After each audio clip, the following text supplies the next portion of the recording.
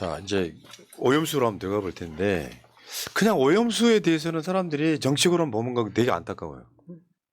정치적 문제가 아니라고요. 민주당은 입장 바뀐 적 없습니다. 오염수가 안전하다는 증빙을 하지 않으면 방류하지 마라가 문재인 정부 때나 똑같습니다. 그거 지금 국민의힘은 문재인 정부 때는 방류하지 마라, 윤석열 때는 방류해라 이런 개소리 하고 있는데 간단하게 몇 가지만 짚어볼게요. 방사능이 무서운 건 소위 말하는 방사능의 다핵종이라는 게 여러 가지 종류가 있는데 가장 대표적인 게 삼중수소죠. 삼중수소는 우리 몸 안에 들어오면 어떻게 된다? 그린피스 기자회견에서 그 미국 사우스캐롤라이나대 교수가 한 말이에요. 삼중수소가 우리 몸 안에 들어오면 몸 안에 있는 세포나 DNA와 접촉해서 심각한 손상을 가하게 된다.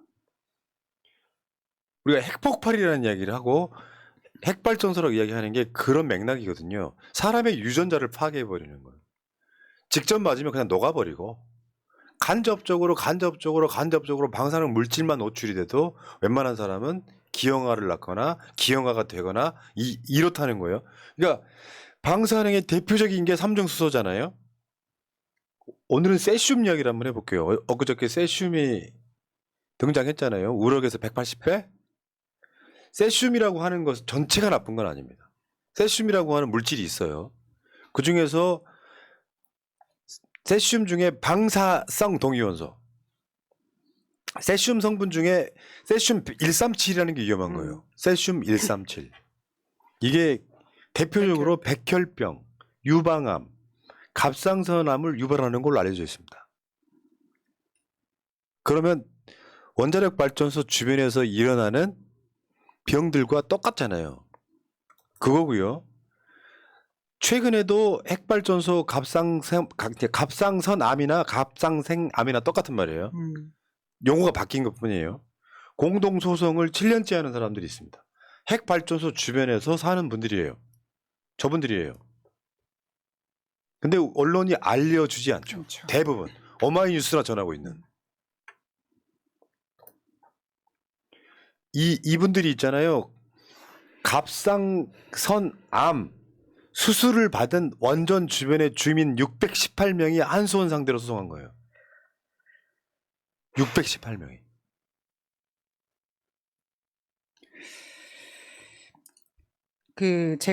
저도 이제 후쿠시마 이 오염수에 관련돼서 관심이 없다가 이제 최근 들어서 이제 관심을 갖게 되면서 과연 어떤 증상이 나타나는 거야라고 해서 예를 들면 저는 이제 네이버를 좋아하진 않습니다만 네이버에 여러분들도 뭐 후쿠시마 오염 물고기를 한번 검색해 보시면 정말 막 뉴스나 이런 블로그 같은 데서 괴상망측한 물고기들이 막 올라옵니다. 그러면 이게 후쿠시마산 물고기인데 뭐 암에 걸렸다 아니면 머리가 2개다 이런 식으로 아주 괴팍한 그 물고기들이 많이 올라오거든요. 이게 진정한 우리가 당장 오늘 뭐 어떤 박사는 뭐 오늘 1리터라도 마시겠다 이런 헛소리를 하고 있지만 한 번 먹는다고 그런 문제가 발생되지는 않지만 이게 꾸준히 우리 몸에 이렇게 쌓이게 되면 우리 앞으로 인류가 어떤 괴상한 모양으로 나타날지 모르겠구나라고 무서워지더라고요. 이영찬님 좋은 얘기 올려주셨어요. 세슘 133은 물리적으로 안정한데 134, 137은 방사성 원소이며 알파 분解하여 알파 입자가 튀어나오게 해서 인간의 조직을 파괴하는데 말 그대로 몸을 파괴합니다. 이게 세슘이에요. 그 세슘이 우럭에서 180배. 기준치도 말도 안 되는 거죠. 기준치 올려놨는데 180배예요. 근데 이게 아까 세슘이 백혈병, 유방암, 갑상선암 유발한다 그랬잖아요. 자, 더 심각한 게 이게 몇 년 전 데이터인데 일본 후쿠시마 어린이 200명이 소아 갑상선암에 걸렸습니다. 이거는 여러분들 몇 년 전에 KBS 보도로도 나와요. 근데 뭐냐면은 200명이라고 하면 많지 않다고 생각할 수 있는데 그냥 갑상선암이 아니라 소아 갑상선암은 100만 명당 한두 명 걸리는 희귀병이에요. 그러면 후쿠시마에 제가 알고 있기에 후쿠시마 현에 사는 숫자가 100만 명이 안 되는데 후쿠시마에 사는 어린이 200명이 갑상선암에 걸렸단 말이죠. 소아 갑상선암이 100만 명당 1, 2명 걸리는 희귀병이면 정상적으로 따지면 200명, 2천만 명 정도가 살아야 정상적인 거죠. 그 지역에요? 예. 그러니까 저는 이게 아까 이 원자력 고리 한빛 월성 인근에 있는 주민들 618명이 지금 소송하고 있다는 거잖아요. 여기서도 그렇고 후쿠시마 어린이 200명이 소아 갑상선 암에 걸렸다라는 이런 전력들이 결국 어떤 군락이라고 하는 그 집단에서 뭔가 도드라진 것이 나타났으면 사실 바로 인과관계를 인정을 해야 되지만 이 힘의 논리에 의해서 그죠? 뭔가 법을 만들어 놓은 사람들의 힘의 논리에 의해서 아직까지 그 인과관계를 밝힐 수가 없다라는 걸로 그냥 제재를 하고 막아버리면 저희가 더 이상 문제 제기를 할 수 없는 상황이 돼버리는 것 같아요. 근데 사실 저희가 자연에서 온 개체들 아니니까. 그쵸. 근데 자연스러운 걸 다 파괴한 이후에 나타난 무언가에 대해서는 더 두려움을 가져야 되는데 인간이 인간 스스로를 파괴하는 거에 대해서 두려움을 갖지 않는 게 아닌가 싶어요. 이번에 그 국어사전에 등재돼 있다고 그랬죠. 우리가 알려드린 용어 개족 같다. 개척 같은 게 뭐냐면 개척 같은 게 뭐냐면은 지금 화면에 보이는 게 일본 갑상선암 어린이 기금 사무총장 이야기입니다. 읽어봐요. 소아 갑상선암은 1년에 100만 명 가운데 한 명꼴 정도로 극히 낮은 확률로 발병하는데 후쿠시마 지역 조사에서 200여 명이 발병한 건 많은 겁니다. 굉장히 많은 거죠. 여러분들 아십니까? 막 태어난 아기한테는 무전염 같은 거 안 걸린다는 거? 아기가 갖고 있는 면역성. 몸의 면역 때문에 그렇거든요. 나이를 먹어가면서 무좀도 걸리고 그래요.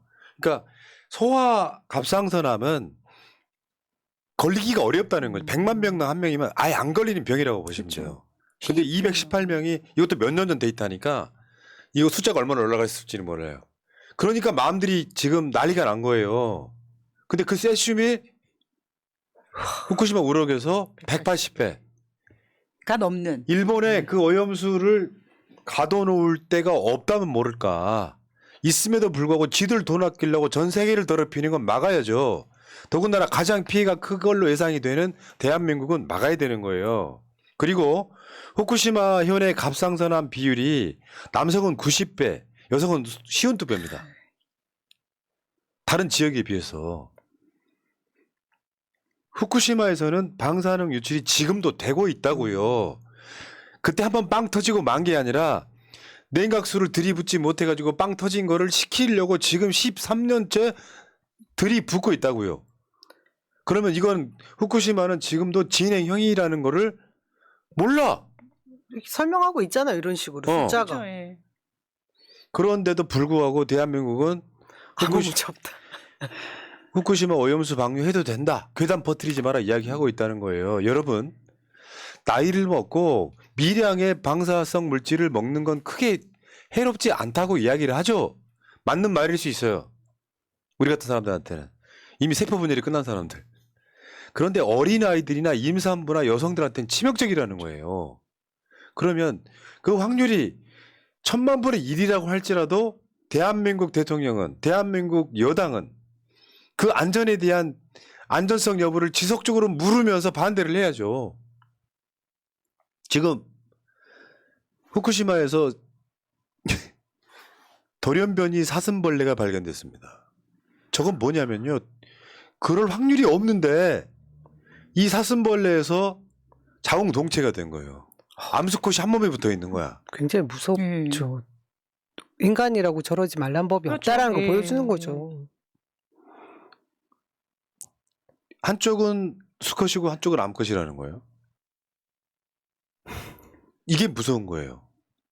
제가 저번 지지난주 방송에서 그 기영아들 사진을 올리려다가 반대로 제가 못 올렸는데 혐오 사진이 될까봐 유튜브 정책에 따라서 기영아가 태어날 수 있어요. 그러면 윤석열을 지지하시는 태극기 할머니의 따님의 손자 손녀는 어떻게 하시려고요?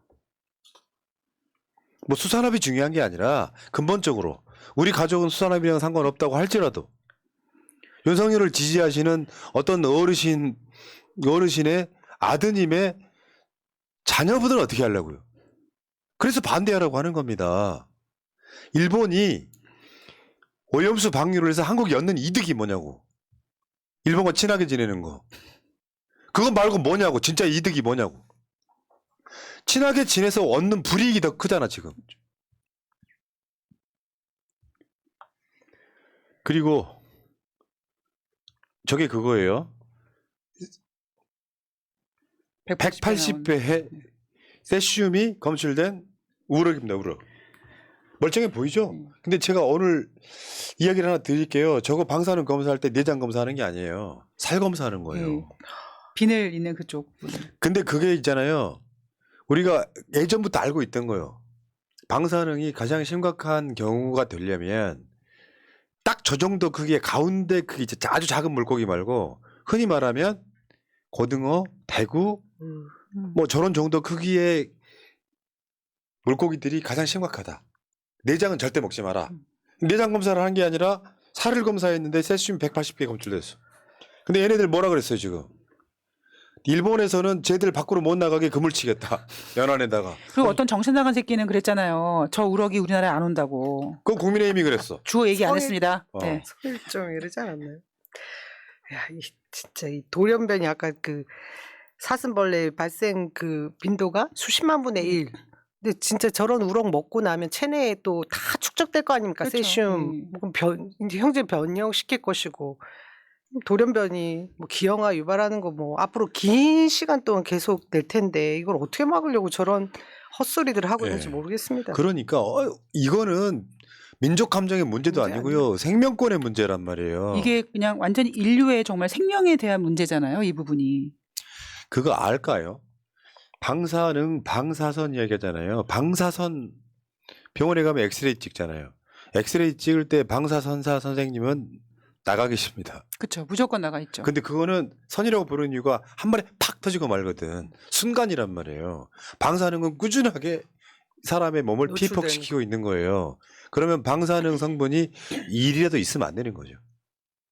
다시 말씀드릴게요. 대한민국 원전들 다 안전하다고들 씨부리고 있잖아요. 왜 대한민국 원전에서는 주위에 사는 사람들은 저런 갑상선암 같은 게 많이 걸리겠습니까? 안전하다고 하는데 저 정도입니다. 근데 저 갑상선암 소송하는 분들이 있잖아요. 왜 감염 패소하는 줄 아세요? 과학이 덜 발달해서 그래. 윤석열이 말하는 과학이 아니라 그걸 증명할 만한 기술이 떨어져서 그러는 거예요. 이 인류가 직접 핵물질을 얼마나 많이 접해봤겠습니까? 그러니까 결과론적으로는 원자력 발전소 주변에서는 암 환자가 엄청 나오는데 법원에서는 뭐냐면 원자력 발전소 때문에 걸렸다는 증빙을 걸린 사람이어야 되는 거예요. 그러니까 그 증거가 없다고 패소. 기각을 하면 패소를 내리면 언론이나 우리나라 핵 카르텔이 그렇죠. 상관없다고 법원이 판결을 내렸다. 법원이 뭘 알아? 법원이 의사야? 그 의사들도 증명할 방법이 없는데. 그럼 나중에 내 자식들의 새끼들이 기형아가 나왔을 때 정부 상대로 소송할 거야? 이미 늦어 그건. 인류가 특히 일본 같은 놈들, 윤석열 같은 놈들이 인류 역사에 죄를 짓고 있는 거예요.